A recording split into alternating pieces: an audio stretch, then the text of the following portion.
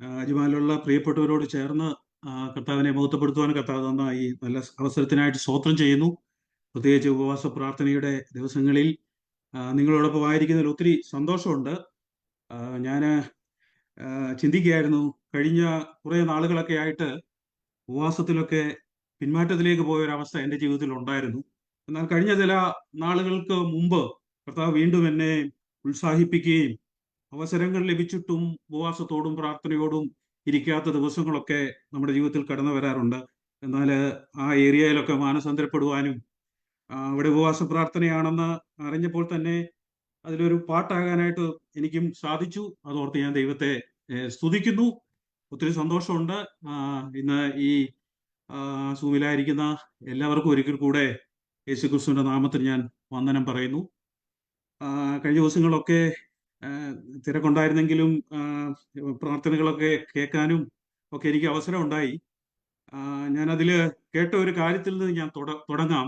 നമുക്കറിയാം, കർത്താവ് ഭൂമിയിൽ മനുഷ്യനെ സൃഷ്ടിക്കുമ്പോൾ ഉൽപ്പത്തി പുസ്തകത്തിൽ നമ്മൾ വായിക്കുന്നത് ഇങ്ങനെയാണ്: മനുഷ്യന്റെ നന്മയ്ക്ക് വേണ്ടി കർത്താവ് എല്ലാം സൃഷ്ടിച്ചു, കാലങ്ങളെ സൃഷ്ടിച്ചു, സീസണെ സൃഷ്ടിച്ചു. നമുക്കറിയാം, ഓരോ സീസൺ ഈ ലോകത്തുണ്ടാകുന്നുണ്ട്. പല സീസണെ കുറിച്ച് ബൈബിൾ നമുക്കറിയാം. നമ്മൾ പൊതുവെ 4 സീസൺ ഉണ്ടെന്ന് നമ്മൾ വിശ്വസിക്കുന്നവരാ. നമ്മളിങ്ങനെ സ്പ്രിംഗ് ഉണ്ട്, സമ്മർ ഉണ്ട്, ഓട്ടം ഉണ്ട്, ഫോൾ ഉണ്ട്, വിന്റർ ഉണ്ട്. ഇങ്ങനെ പല സീസൺസ് കർത്താവ് സൃഷ്ടിച്ചു. നമ്മൾ പറയുന്ന പോലെ വസന്തകാലം, വേനൽക്കാലം, ഓട്ടം, അല്ലെങ്കിൽ ഫോള്, വിന്റർ, ഇങ്ങനെ പല കാലങ്ങളെ കർത്താവ് സൃഷ്ടിച്ചിട്ടുണ്ട്. ഈ കാലമെല്ലാം കർത്താവ് സൃഷ്ടിച്ചത് എന്താണെന്ന് ചോദിച്ചാൽ മനുഷ്യന്റെ നന്മയ്ക്ക് വേണ്ടി, മനുഷ്യന്റെ നന്മയ്ക്ക് വേണ്ടി ഇതെല്ലാം സൃഷ്ടിച്ചിട്ട് കർത്താവ് പറഞ്ഞത് ഇതെല്ലാം നന്നായിരിക്കുന്നു, നല്ലതായിരിക്കുന്നു എന്നാണ് കർത്താവ് പറഞ്ഞത്. ഞാനിത് പറയാനായിട്ടുള്ള കാര്യം, ഈ സീസൺസ് നമുക്കറിയാം. വിതയ്ക്കുന്ന ഒരു കാലമുണ്ട്, കൊയ്യുന്ന ഒരു കാലമുണ്ട്. ഈ സീസണൊക്കെ നമുക്ക് എടുത്തു നോക്കിയാൽ അറിയാം. വസന്തകാലം എന്ന് പറഞ്ഞാൽ നല്ല സമയമാണ്, നമുക്ക് പുറത്തു പോകാനും നല്ല ക്ലൈമറ്റ് ഉള്ള അവസരങ്ങളുണ്ട്.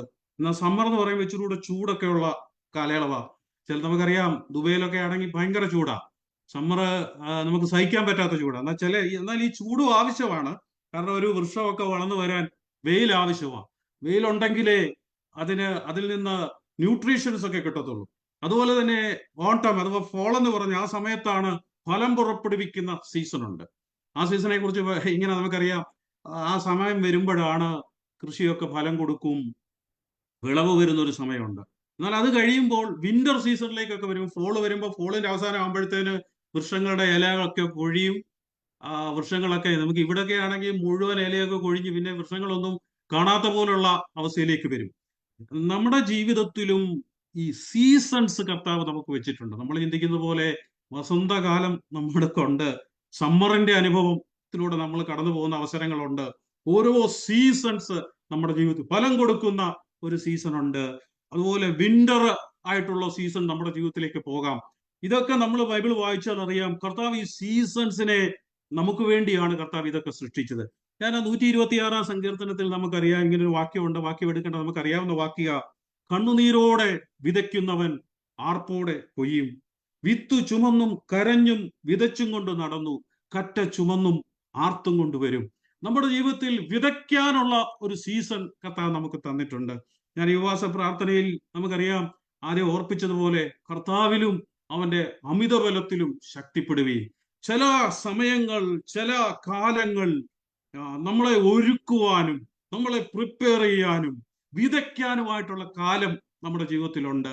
ഒരുപക്ഷെ ആ കാലയളവിൽ പുറമേ നമുക്കൊന്നും കാണാൻ കഴിയത്തില്ല. എന്നാൽ നമ്മുടെ അകത്തെ മനുഷ്യനെ ശക്തിപ്പെടുത്താൻ, നമ്മുടെ അകത്തെ മനസ്സിന് ഉത്സാഹം കൊടുക്കാൻ, നമ്മൾ യേശുവിന്റെ ജീവിതം എടുത്തു നോക്കിയാൽ അറിയാം. കർത്താവ് പരിശുദ്ധാത്മാവിൽ, നമുക്കറിയാം, യേശു യോർദാനിൽ യോഹന്നാനാൽ സ്നാനമേൽക്കുമ്പോൾ പരിശുദ്ധാത്മാവ് ദേഹരൂപത്തിൽ യേശുവിന്റെ മേൽ ഇറങ്ങി.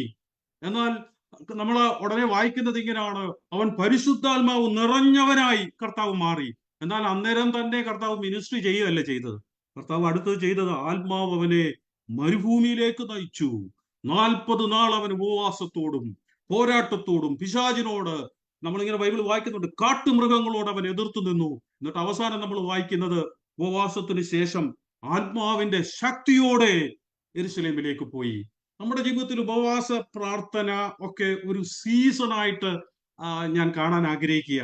കാരണം നമുക്ക് വിതയ്ക്കാൻ നമ്മളെ ഒരുക്കുന്ന, പ്രിപ്പയർ ചെയ്യുന്ന, കരയുന്ന, വേദനിക്കുന്ന, ഒരു നീടുള്ളവര്, ആഗ്രഹമുള്ളവര്, അതിനുവേണ്ടി ദൈവസന്നിധിയിലേക്ക് സമയം ചെലവഴിക്കുന്നത്. ഞാൻ പറഞ്ഞല്ലോ, ഓർപ്പിച്ചല്ലോ, നമ്മൾ ഈ ഫാസ്റ്റിങ്ങിൽ നമുക്ക് പിന്മാറ്റത്തിലേക്ക് പോകാനുള്ള സാധ്യതയുണ്ട്. എൻ്റെ ജീവിതത്തിൽ ഞാൻ നിങ്ങളെ ഓർപ്പിച്ചതുപോലെ അവസരങ്ങൾ ഉണ്ടായിട്ട്, ചില നല്ല സാഹചര്യങ്ങളൊക്കെ കിട്ടിയിട്ട് അതിന് ഉത്സാഹം കാണിക്കാതിരുന്നത് എന്നെ ആത്മാവ് ഓർപ്പിക്കുകയും കഴിഞ്ഞ നാളുകളിൽ അതിനുവേണ്ടി ആഗ്രഹിക്കുകയും ചെയ്ത അവസരങ്ങളുണ്ട്. അപ്പോൾ വിതയ്ക്കേണ്ട സമയത്ത് നമ്മൾ വിതയ്ക്കാതിരുന്നാൽ, കരഞ്ഞു വിതയ്ക്കാതിരുന്നാൽ നമുക്ക് കൊയ്യാനായിട്ട് കഴിയുകയില്ല. നമ്മൾ വചനത്തിന് ഇങ്ങനെ വായിക്കുന്നുണ്ട്, നമുക്കറിയാവുന്ന വാക്യ തിമോത്തിയോസ് ലേഖനത്തിൽ, അവനോടുകൂടെ കഷ്ടം അനുഭവിച്ചാൽ അവനോടുകൂടെ വാഴും. അപ്പം കർത്താവിനോടുകൂടെ കഷ്ടം അനുഭവിക്കുന്ന ഒരു സമയമുണ്ട്, എങ്കിൽ മാത്രമേ നമുക്ക് വാഴാനായിട്ട് കഴിയുകയുള്ളൂ. ഞാൻ ഈ പറഞ്ഞു വരുന്നത്, ഓരോ സീസൺ ഉണ്ട്. വിതയ്ക്കുന്ന സീസൺ ഉണ്ട്, കൊയ്യുന്ന സീസൺ ഉണ്ട്, കൂട്ടിവെക്കുന്ന സീസൺ ഉണ്ട്, സന്തോഷിക്കുന്ന ഒരു സീസൺ ഉണ്ട്. നമ്മൾ ഏതൊരു സീസണിലേക്ക് നമ്മൾ കടക്കുമ്പോഴും അതിന് പിന്നിൽ ദൈവവുമായിട്ട് നമ്മൾ കോപ്പറേറ്റ് ചെയ്യേണ്ടതായിട്ടുണ്ട്. നമുക്കറിയാം, കർത്താവ് പറഞ്ഞ താലന്തിന്റെ ഭൂമിയിൽ ഒരു താലന്ത് കിട്ടിയവൻ എന്ത് ചെയ്തെന്ന് ചോദിച്ചാൽ, അവൻ അവന് കർത്താവിനെ അവൻ ക്വസ്റ്റ്യൻ ചെയ്തു. അവന് മറ്റുള്ളവരുമായിട്ടെല്ലാം കമ്പയർ ചെയ്തിട്ട് അവന് താല്പര്യമില്ലാതെ അവൻ എന്ത് ചെയ്തെന്ന് ചോദിച്ചാൽ, അവന് വിതയ്ക്കാതിരുന്നു. നമ്മൾ അവിടെ ഇങ്ങനെ വായിക്കുന്നത്, അവൻ കർത്താവിനോട് പറയുന്ന ഒരു ചോദ്യം ഇങ്ങനെയുണ്ട്. മത്തായിയുടെ സുവിശേഷം 25-ാം അധ്യായത്തിന്റെ 24-ാം വാക്യമാണ്. അവിടെ ഇങ്ങനെ വായിക്കുന്നത്, ഒരു താലന്ത് ലഭിച്ചവൻ അടുക്കൽ വന്ന യജമാനനെ, നീ വിതയ്ക്കാത്തടത്തു നിന്ന് കൊയ്യുകയും വിതറാത്തിടത്തു നിന്ന് ചേർക്കുകയും ചെയ്യുന്ന കഠിന മനുഷ്യനെന്ന് ഞാൻ അറിയുന്നു. അതുകൊണ്ട് ഞാൻ എന്ത് ചെയ്തെന്നറിയാവോ? ഞാൻ വിതച്ചില്ല, ഞാൻ ആ സീസണിൽ വിതച്ചില്ല. ഞാൻ ആ സീസണിൽ എന്ത് ചെയ്യുന്നു ചോദിച്ചാൽ, എനിക്ക് ലഭിച്ചത് ഞാൻ കുഴിച്ചിട്ടു. കർത്താവ് അവനോട് പറഞ്ഞത്, ദുഷ്ടനും മടിയനുമായ ദാസനെ. ഈ നമ്മുടെ ജീവിതത്തിൽ ഈ സീസൺ അനുസരിച്ച് നമുക്ക് പ്രവർത്തിക്കാൻ കഴിയാത്തതിന്റെ ഒരു റീസൺ എന്താന്ന് ചോദിച്ചാൽ, നമുക്ക് മടിയാണ്. അതാണ് ഒന്നാമത്തെ വിഷയം. അതാണ്, നമ്മൾ ലേസിനെസ് ആണ്. നമുക്ക് ആത്മീകമായിട്ട് വളരാൻ കഴിയാത്തതിന്റെ ഒരു കാര്യം നമ്മുടെ ജീവിതത്തിൽ ഉണ്ടാകുന്ന ലേസിനെസ് ആണ്, നമുക്കുള്ള മടിയാണ്. ഇവൻ എന്ത് ചെയ്യുന്നു ചോദിച്ചാൽ, അവന് കിട്ടിയ വിത്ത് അവനവിടെ വെച്ചിട്ട് ദൈവത്തെ കുറ്റപ്പെടുത്തുക, ഒത്തിരി ചോദ്യങ്ങൾ ചോദിക്കുക. അവന്, എനിക്ക് എന്നാ ഒന്നേ തന്നുള്ളൂ, മറ്റുള്ളവർക്ക് 5 കൊടുത്തില്ലേ, എന്റെ ജീവിതത്തിൽ എന്നാ ഇങ്ങനെ സംഭവിച്ചത്, ഇങ്ങനെ ഉണ്ടായതിന്റെ കാര്യം എന്താ, അതെന്താ, ഇതെന്താ? എന്നിട്ട് കർത്താവിനെ അവൻ ചോദ്യം ചെയ്യുക. നിന്നെ പോലെ ഒരു കഠിന മനുഷ്യൻ, വിതയ്ക്കാത്തടത്തൊന്ന് കൊയ്യാൻ ശ്രമിക്കുന്നവൻ. ഞാൻ പറയാം, അവനോട് കർത്താവ് പറഞ്ഞത്, ദുഷ്ടനും മടിയനുമായ ദാസനെ. അവന് കൊടുത്തത് അവൻ വിതച്ചിരുന്നെങ്കിൽ അവൻ അതിന്റെ ഇരട്ടി പങ്ക് കൊണ്ടുവരും, അവന് ബെനിഫിറ്റ് ഉണ്ടായിരുന്നു. എന്നാൽ അവൻ അത് ചെയ്യാൻ തയ്യാറായില്ല. അപ്പൊ ഞാൻ പറഞ്ഞു വരുന്നത്, ഉപവാസവും പ്രാർത്ഥനയും നമ്മുടെ ജീവിതത്തിൽ നമ്മൾ മുമ്പോട്ട് പോകുമ്പോൾ ഈ വിതയ്ക്കുന്ന ഒരു സീസണെ കുറിച്ച് പലരും ഇവിടെ ഓർപ്പിച്ചു. അതുകൊണ്ടാണ് ഞാൻ ഈ കാര്യങ്ങൾ പറഞ്ഞത്. ഓരോ സീസൺ ഉണ്ട് നമ്മുടെ ജീവിതത്തിൽ. നമ്മൾ വിതയ്ക്കാനുള്ള ഒരു സീസൺ ഉണ്ട്. നമ്മൾ പഴയ നിയമത്തിൽ ഈ ഉപവാസത്തെ കുറിച്ചൊക്കെ പറയുമ്പോൾ, ജസ്റ്റ് ഒരു ഉപവാസവും പ്രാർത്ഥനയും മാത്രമല്ല, അതിന്റെ പിന്നിൽ ഒരു കരച്ചിലിന്റെ, ഒരു നിലവിളിയുടെ അനുഭവം ഉണ്ട്. നിങ്ങൾ ബൈബിളിൽ എടുത്തു നോക്കിയാൽ അറിയാം. നമ്മൾ വായിക്കുന്നുണ്ട്, ഹന്നയെ കുറിച്ച് നമ്മൾ വായിക്കുന്നുണ്ട്. 1 ശമൂവേൽ അതിന്റെ 1-ാം അധ്യായത്തിൽ അവളെ കുറിച്ച് വായിക്കും. നമുക്ക് അറിയാവുന്ന ചരിത്രമായതുകൊണ്ടാണ് ഞാൻ ആ വാക്യം എടുക്കാത്തത്. ഹന്ന എന്ത് ചെയ്തു ചോദിച്ചാൽ, അവളെ എൽക്കാനയ്ക്ക് മറ്റു ഭാര്യമാരുണ്ടായിരുന്നു, എന്നാൽ മക്കളില്ലായിരുന്നു. താൻ അനുഭവിച്ച വേദന കൊണ്ട് അവൾ എന്ത് ചെയ്യുന്നു ചോദിച്ചാൽ, അവൾ ഒരു തീരുമാനമെടുത്തു. മനോവ്യസനത്തോടെ അവൾ കരഞ്ഞും കൊണ്ട് അവൾ ഉപവസിച്ചു. അവളൊന്നും കഴിച്ചില്ലെന്ന് എഴുതിയിരിക്കുന്നത്, എൻ്റെ 7-ാമത്തെ വാക്യം. മനോവ്യസനത്തോടെ കരഞ്ഞുകൊണ്ട് അവൾ ദൈവത്തോട് പ്രാർത്ഥിച്ചു. നമുക്കറിയാവുന്ന ചരിത്രമാണ്. ഏലി പുരോഹിതന്റെ അടുക്കൽ ചെന്ന്, നമുക്ക് ആ ഭാഗം നിങ്ങൾക്ക് അറിയാവുന്നതാണല്ലോ. ഏലി പുരോഹിതൻ ഇത് കണ്ട അവളുടെ വേദനയും അവളുടെ കരച്ചിലും അവൾ ഭക്ഷണം കഴിക്കാതിരിക്കുന്നതൊക്കെ കണ്ടപ്പോ പുരോഹിതന് തോന്നി, ഇവൾ വെള്ളമടിച്ചിട്ടാ വന്നിരിക്കുന്നത്, അവിടെ വാ മാത്രമേ അനങ്ങുന്നുള്ളൂ. പുരോഹിതൻ അവളെ, നീ എന്താണ് ഇങ്ങനെ? അപ്പൊ അവള് പറഞ്ഞു, അങ്ങനല്ല. അവൾ ആ മനോവ്യത പുരോഹിതനോട് പറയുന്നത് കാണാൻ കഴിയും. എനിക്ക് ഒത്തിരി ഇൻട്രസ്റ്റിംഗ് ആയിട്ട് തോന്നിയത്, നിങ്ങൾ 1 ശമൂവേൽ വായിച്ചാൽ അറിയാം, ഈ ഏലി പുരോഹിതൻ കാഴ്ചപ്പാട് നഷ്ടപ്പെട്ടവനായിരുന്നു. അവന്റെ ജീവിതത്തിൽ അവന്റെ കാഴ്ചപ്പാട് നഷ്ടപ്പെട്ടു. ഏലി പുരോഹിതന് പറ്റിയ കുഴപ്പം എന്താണെന്ന് ചോദിച്ചാൽ, നിങ്ങൾ വീട്ടിൽ പോയി അത് വായിച്ചാൽ നിങ്ങൾക്ക് ക്ലിയർ ആയിട്ട് മനസ്സിലാകും. ഏലി പുരോഹിതന്റെ പ്രശ്നം എന്ന് പറഞ്ഞാൽ, ഫുഡായിരുന്നു അവർക്ക് ഏറ്റവും വലിയ കാര്യം, തീറ്റയായിരുന്നു. ഏലി പുരോഹിതന്റെ ജീവിതത്തെ തകർത്ത് കളഞ്ഞത് ഭക്ഷണമായിരുന്നു. നിങ്ങൾ ആ വാക്യം ഞാനൊന്ന് വായിക്കാം. 1 ശമൂവേൽ 2-ാം അധ്യായത്തിന്റെ 29-ാമത്തെ വാക്യം വായിച്ചു നോക്ക്. അവിടെ ഏലി പുരോഹിതനെ കുറിച്ച് അവിടെ എഴുതിയേക്കുന്നത് ഇങ്ങനെയാണ്: തിരുനിവാസത്തിൽ അർപ്പിപ്പാൻ ഞാൻ കൽപ്പിച്ചിട്ടുള്ള എന്റെ യാഗവും വഴിപാടും നിങ്ങൾ ചവിട്ടുകയും എന്റെ ജനമായ ഇസ്രായേലിന്റെ എല്ലാ വഴിപാടുകളിലും പ്രധാന ഭാഗം കൊണ്ട് നിങ്ങളെ തന്നെ കൊഴുപ്പിച്ചു. നിങ്ങളെ തന്നെ കൊഴുപ്പിക്കുവാൻ തക്കവണ്ണം നിങ്ങളുടെ പുത്രന്മാരെ എന്നെക്കാൾ ബഹുമാനി എന്ന് പറഞ്ഞാൽ ഏലി പുരോഹിതന് തീറ്റിയാ മെയിൻ. യാഗം കഴിക്കുമ്പോൾ അവിടുത്തെ ഏറ്റവും നല്ല പങ്ക് ഫാറ്റായിട്ടുള്ള സാധനം എടുത്ത് പിള്ളേരും പുരോഹിതനും കൂടെ തിന്നുക. അപ്പൊ ഈ ഫുഡ് നമ്മുടെ കാഴ്ചപ്പാടിനെ ഞാൻ കുറ്റപ്പെടുത്തി പറയല്ല, മാറ്റാൻ സാധ്യതയുണ്ട്. ഇനി നിങ്ങൾ നോക്ക്, നിങ്ങൾ വേറെ ഭാഗം വായിച്ചു നോക്കി അറിയാം അവന്റെ മക്കളുടെ സ്വഭാവം എന്താണെന്നറിയാമോ? മക്കളും അതുപോലെ തീറ്റിപ്രാന്തന്മാരായിരുന്നു. ഞാൻ ഈ ദിവസങ്ങളിൽ ഇത് വായിച്ചപ്പോൾ എനിക്ക് ഭയങ്കര ഇൻട്രസ്റ്റിംഗ് ആയിട്ട് തോന്നി. ഹന്ന ഉപവാസത്തോടെ കരച്ചിലോടെ പ്രാർത്ഥിക്കുമ്പോൾ പുരോഹിതൻ ഇരുന്ന് ഏറ്റവും നല്ല ഫാറ്റായിട്ടുള്ള ഭാവം എടുത്ത് അടിക്കുക. അപ്പൊ നിങ്ങൾ അത് വായിച്ചു നോക്കുക. 1 ശമൂവേൽ 2-ാം അധ്യായത്തിന്റെ 12 മുതൽ താഴോട്ട് വായിക്കുമ്പോൾ ഏലി പുരോഹിതന്റെ മക്കള് ഒഫ്നിയും ഫിനെഹാസും ചെയ്യുന്നത് എന്താണെന്നറിയാവോ? പുരോഹിതൻ അവിടെ ഇങ്ങനെ വായിക്കുന്നത്: ഏലിയുടെ പുത്രന്മാര് നീചന്മാരും യഹോവയെ ഓർക്കാത്തവരുമായിരുന്നു. ഈ പുരോഹിതന്മാർ ജനത്തോട് ആചരിച്ച വിധം എങ്ങനെയെന്നാൽ, യാഗം കഴിക്കാൻ മാംസം വേയിക്കുന്ന സമയത്ത് പുരോഹിതന്മാർ ഈ മുപ്പല്ലിയുമായിട്ട് വന്നിട്ട് കലത്തിലോ ഉരുളിയിലോ ഇതിട്ട് കുത്തിയിട്ട് നല്ല ഭാഗം എടുക്കാനായിട്ട് നോക്കും. ഇത് ഈ യാഗപീഠത്തിൽ ഇരിക്കുന്നത്, ഇത് യാഗപീഠത്തിലെ ഈ യാഗ വസ്തു കത്തി അമരണം, അതിനുശേഷമുള്ള അവർക്ക് പാട്ട്. അപ്പൊ ഈ ഫാറ്റ് കിട്ടാത്തോണ്ട് ഏലി പുരോഹിതന്റെ മക്കൾ വന്നിട്ട് ഇത് കുത്തിയെടുക്കും. കാരണം ഇവര് പറയും, അവിടെ ഇരിക്കുന്നവർ പറയും അങ്ങനെ ചെയ്യരുത്, ഇത് യഹോവയ്ക്ക്. അവരോട് വഴക്കുണ്ടാക്കി ഏറ്റവും നല്ല ഭാഗം തട്ടിയെടുത്ത് തിന്നുന്ന സ്വഭാവമായിരുന്നു ഏലിയുടെ പുരോഹിതന്. ഞാൻ പറഞ്ഞ ഈ കാഴ്ചപ്പാടിലുള്ള വ്യത്യാസം, അവന്റെ കാഴ്ചപ്പാട് മങ്ങിപ്പോയി. അവർക്ക് തിന്നണമെന്നുള്ള ഒരു താല്പര്യം മാത്രമേ ഉള്ളൂ. ആ ആലയത്തിൽ കൊണ്ടുവരുന്ന യാഗവസ്തുവിൽ പോലും ഏറ്റവും നല്ലത് തിന്നണമെന്ന് ആഗ്രഹം.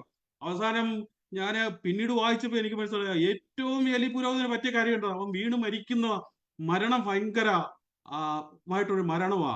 ചാരി കിടന്നപ്പോ പുറകോട്ട്. അതിന്റെ റീസൺ ഉണ്ട്. നിങ്ങൾ വായിച്ചിട്ടുണ്ടോന്ന് അറിയത്തില്ല.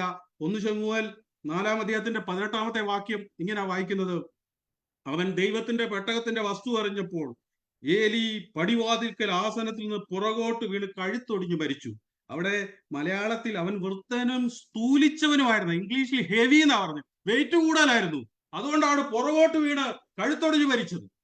നമ്മൾ പലപ്പോഴും ഈ സ്ഥൂലിച്ചെന്ന് പറയുമ്പോൾ നമ്മൾ ഓർക്കും സ്ഥൂലിക്കുക എന്ന് പറഞ്ഞാൽ വണ്ണമില്ലാത്ത എന്നാ. അല്ല, വെയിറ്റ് കൂടുതലായിരുന്നു ഏലി പുരോഹിതന്. കാര്യം ഇവര് മക്കളും പുരോഹിതനും കൂടെ തീറ്റി മാത്രമാക്കി മാറ്റി.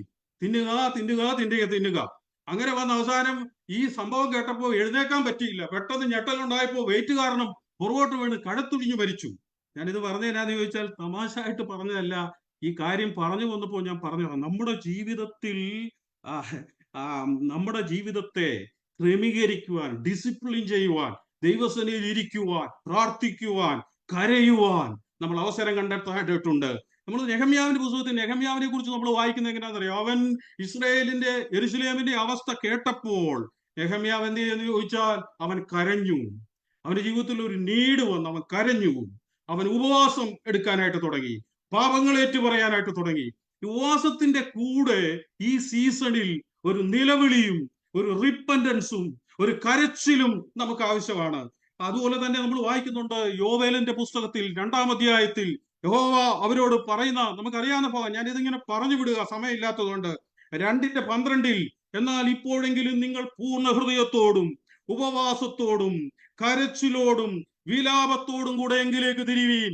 ഉപവാസം മാത്രമല്ല, ഒരു വലിയ കരച്ചില്, ഒരു വലിയ നിലവിളി, ഒരു വലിയ റിപ്പന്റൻസ് ഓടെ നിങ്ങൾ എന്റെ അടുക്കിലേക്ക് മടങ്ങി വരണമെന്ന് കർത്താവ് ആഗ്രഹിക്കുകയാണ്.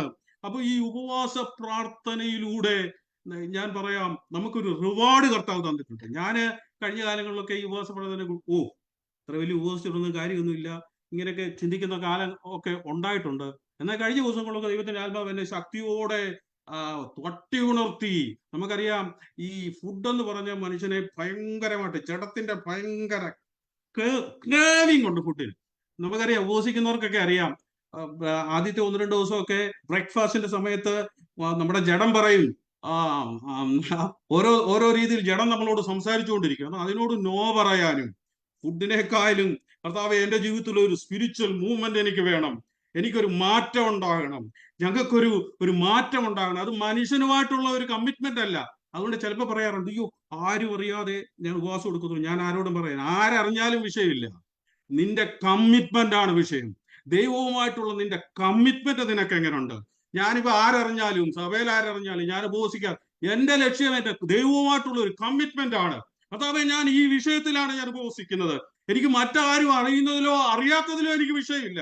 എന്റെ ലക്ഷ്യം, ഞാൻ ദൈവത്തോടടുത്ത് ഒരു കമ്മിറ്റ്മെന്റ് ഉണ്ട്. അതാവേ ഞാൻ ഉപവാസത്തോടും പ്രാർത്ഥനയോടും കൂടെ എന്റെ ആത്മീയ വിഷയമായിക്കോട്ടെ, നിങ്ങളുടെ ഭൗമിക വിഷയമായിക്കോട്ടെ, അതിനുവേണ്ടി ഒരു സ്റ്റെപ്പ് എടുക്കുമ്പോൾ ഒരു റിവാർഡ് നിങ്ങൾക്ക് ലഭിക്കാതിരിക്കയില്ല. കർത്താവ് പറഞ്ഞത്, രഹസ്യത്തിൽ കാണുന്ന പിതാവ് നിങ്ങൾക്ക് പ്രതിഫലം തരും. ഇന്ന് ഞാൻ നിങ്ങളെ ഓർപ്പിക്കട്ടെ, ആത്മാർത്ഥമായിട്ട് ദാഹത്തോടെ ചില കാര്യങ്ങൾക്ക് വില കൊടുക്കാൻ നിങ്ങൾ തയ്യാറാണെങ്കിൽ, ഉപവസിക്കാൻ നിങ്ങൾ തയ്യാറാണെങ്കിൽ, നിങ്ങൾക്കൊരു റിവാർഡ് അതിന്റെ പിന്നിലുണ്ട്. നമ്മള് ഉപവാസം എന്നൊക്കെ പറയുമ്പോൾ ചിലര്, പണ്ട് എനിക്കറിയാം, അജ്മാലിൽ തന്നെയുള്ള ഒരു സഹോദരനാ എന്നോട് പണ്ട് പറഞ്ഞ് ഞാൻ ആർക്കുന്നില്ല, ഇപ്പൊ ആ സഹോദരൻ സഭയിലില്ല. എന്നോട് പറഞ്ഞു, അയ്യോ അച്ഛാ ഞാൻ ഉപവസിക്കാൻ പറഞ്ഞു, ഞാൻ മരിച്ചു പോവും ഇങ്ങനെയൊക്കെ ഉപവസിച്ചാൽ. ഞാൻ പറഞ്ഞു, വേറെ മരിക്കുന്നെങ്കിൽ മരിക്കട്ടെ. അപ്പം ചിലർക്ക് പേടിയാ, ഒരു ദിവസം ഫുഡ് കഴിക്കാതിരുന്നാൽ മരിച്ചു പോകുമെന്ന് പേടിക്കുന്നവരുണ്ട്. എന്നാൽ നമ്മുടെ കമ്മിറ്റ്മെന്റ്, ഞാൻ പ്രായമുള്ളവരെ കുറിച്ചോ അല്ലെങ്കിൽ അസുഖമുള്ളവരെ കുറിച്ചോ ഒന്നുമല്ല പറയാം, നമുക്ക് ആകുമെങ്കിൽ നമ്മുടെ കമ്മിറ്റ്മെന്റ് ദൈവം നോക്കുന്നുണ്ട്. നമ്മൾ അതിനോട് എങ്ങനെ റെസ്പോണ്ട് ചെയ്യുന്ന ദൈവം നോക്കുന്നുണ്ട്. ഞാൻ എപ്പോഴും പറയാറുള്ളത് പോലെ, ഒന്നും നമ്മളിൽ ഓട്ടോമാറ്റിക് ആയിട്ട് നടക്കത്തില്ല. ഒരു സീസൺ, ആ മനുഷ്യൻ ചെയ്ത പോലെ വിതയ്ക്കാതിരുന്നിട്ട് കൊയ്യാൻ ശ്രമിക്കരുത്. പലരും എങ്ങനെയാണെന്നറിയോ, ഉപവാസവും പ്രാർത്ഥനയൊക്കെ മറ്റുള്ളവർ ചെയ്യുവാണല്ലോ, ചെയ്തോട്ടെ, ഞാനിങ്ങനെ പമ്മിയിരിക്കാം അവരുടെ കൂടെ, അവര് കൊയ്യുമ്പോൾ കൂടെ ആർക്കാമെന്ന് ചിന്തിക്കരുത്. കാര്യം, വിതയ്ക്കുന്ന സമയത്ത് വിതയ്ക്കാൻ നമ്മൾ തയ്യാറാണെങ്കിൽ ആർപ്പോടെ നമുക്ക് കൊയ്യാനായിട്ട് കഴിയും. ഇവിടെ ഞാൻ പറഞ്ഞു വരുന്നത്, നമ്മുടെ നിലവിളിയും നമുക്കുള്ള ഒരു ദാഹവും ഒരു കരച്ചിലും നമ്മുടെ ജീവിതത്തിൽ ഉണ്ടാകണം. ഈ ഞാൻ അവിടെ വന്നപ്പോഴൊക്കെ ഞാൻ സംസാരിച്ചിട്ടുണ്ട്. ദൈവരാജ്യത്തെ കുറിച്ച് ഞാൻ കുറെ കാര്യങ്ങൾ നിങ്ങളോട് പറഞ്ഞിരുന്നു. ഒന്ന് രണ്ട് വാക്യങ്ങൾ ഞാൻ ദൈവരാജ്യത്തെ കുറിച്ച് വായിക്കാം. ഇത്രയും കാര്യങ്ങൾ ഞാൻ പറഞ്ഞത് ഉപവാസത്തിന്റെ അതിനുള്ള ഇമ്പോർട്ടൻസ് നമ്മുടെ ജീവിതത്തിൽ. എനിക്കറിയാം, പലപ്പോഴും നമ്മുടെ ജീവിതത്തിലൊക്കെ ഞാൻ ഓർപ്പിച്ചതുപോലെ പല മേഖലകളിലും നമ്മൾ പരാജയപ്പെട്ടിട്ടുണ്ട്. ഞാൻ പറഞ്ഞല്ലോ, എനിക്ക് ഇവിടെ വന്ന ഒത്തിരി അവസരങ്ങളൊക്കെ കിട്ടിയിട്ടും അതിനെ തഴഞ്ഞു മാറിയ അവസരങ്ങളുണ്ട്. എന്നാൽ ഈ ദിവസങ്ങളിൽ ദൈവം എന്നെ ഓർപ്പിച്ചുണർത്തി. ഒന്ന് രണ്ട് ഒരു വാക്യം ഞാൻ വായിക്കട്ടെ. മത്തായിയുടെ സുവിശേഷം 11-ാം അധ്യായത്തിന്റെ 12-ാമത്തെ വാക്യം ഇങ്ങനെ വായിക്കുന്നത്, യോഹന്നാൻ സ്നാപകന്റെ നാൾ മുതൽ ഇന്നേ വരെ സ്വർഗരാജ്യം ബലാത്കാരം ചെയ്യുന്നു, ബലാത്കാരികൾ അതിനെ പിടിച്ചടക്കുന്നു. Violent people. ഈ ബലാത്കാരികൾ എന്നുള്ള വയലന്റ് എന്നൊക്കെ പറഞ്ഞാൽ അതിന്റെ ഒരർത്ഥം എന്ന് പറയുന്നത് ഡിലിജന്റ് ആയിട്ടുള്ള, സെലസ് ആയിട്ടുള്ളവർക്ക്. ദൈവരാജ്യം അങ്ങനെയുള്ളവർക്കേ ദൈവരാജ്യത്തിൽ പ്രവേശിക്കാനായിട്ട് കഴിയുകയുള്ളൂ. അതുപോലെ തന്നെ ലൂക്കോസിന്റെ സുവിശേഷം അതിന്റെ 16-ാം അധ്യായത്തിൽ ഇങ്ങനെ പറയുന്നുണ്ട്, ന്യായപ്രമാണത്തിന്റെയും പ്രവാചകന്മാരുടെയും കാലം യോഹന്നാൻ വരെ ആയിരുന്നു. അന്ന് മുതൽ ദൈവരാജ്യത്തെ ബലാത്കാരനെ അതിലേക്ക് കടക്കും. നമ്മൾ അതിനോട് ഒരു ഫൈറ്റ് ചെയ്യുവാൻ, നമ്മൾ അതിനോട് ഒരു ആഗ്രഹം പ്രകടിപ്പിച്ച് അതിനോടൊന്ന് ഫൈറ്റ് ചെയ്യാൻ നമുക്ക് കഴിയണം. ബലാത്കാരികൾ ഒരു വലിയ ഒരു സീല്, നമുക്ക് ഒരു ഡിലിജൻസ് നമുക്കുണ്ടെങ്കിൽ മാത്രമേ നമുക്ക് ദൈവരാജ്യത്തിൽ നമുക്ക് മുന്നോട്ട് പോകാനായിട്ട് കഴിയുകയുള്ളൂ. അപ്പം ഞാൻ പറഞ്ഞു വരുന്നത്, ഈ ദിവസങ്ങളിലെ ഉപവാസ പ്രാർത്ഥനകൾ ഒരു സീസൺ എന്ന് നമ്മൾ പറയുമെങ്കിലും, ആ ഓരോ സമയത്തും നമ്മൾ ദൈവവുമായിട്ട് കോപ്പറേറ്റ് ചെയ്ത്, ദൈവം നമ്മളോട് പറയാൻ ആഗ്രഹിക്കുന്നത് നമ്മൾ പറയാൻ ആഗ്രഹിക്കുന്ന നമ്മൾ പ്രവർത്തിക്കാൻ തയ്യാറാകുമ്പോഴാണ് ദൈവം നമുക്ക് വേണ്ടി പ്രവർത്തിക്കുന്നത്. വിതയ്ക്കുന്ന കാലത്ത് കിടന്നുറങ്ങിയാൽ കൊയ്യുന്ന കാലത്ത് നമുക്കൊന്നും ലഭിക്കയില്ല. മറ്റുള്ളവർ വിതച്ചത്, നമ്മൾ യേശു തന്നെ ഇങ്ങനെ ശിഷ്യന്മാരോട് ഒരിടത്ത് പറയുന്നുണ്ട്, യോഹന്നാന്റെ സുവിശേഷം 4-ാം അധ്യായത്തിൽ, മറ്റുള്ളവർ വിതച്ചത് നിങ്ങൾ കൊയ്യാൻ പോവാ.